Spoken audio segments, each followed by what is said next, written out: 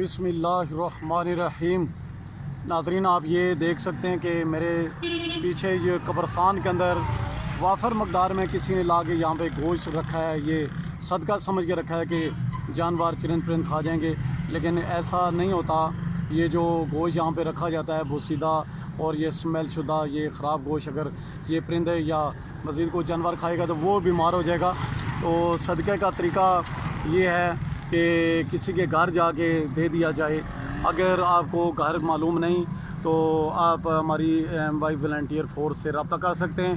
हमारे पास गरीब गुरबा, यतीम, मस्कीन, इस तरह के बहुत सारे लोग होते हैं जिनके नाम हमारे पास होते हैं। तो 0333510819 पे आप हमसे रब्ता कर सकते हैं। तो हम इंशाल्लाह आपको उन लोगों के घर की निशानदेही या उनका नंबर हम आपको देंगे। तो ये सदक़े का गोश्त जाके उनके घरों में दिया करें। इस तरह सदका नहीं होगा, उल्टा ये गुनाह कब्रस्तान के अंदर फेंकना भी गुनाह है। अल्लाह ताला हमें समझता फरमाए और दीन मतीन पर चलने की तौफीक फरमाए। सल्लल्लाहु अलैहि वसल्लम।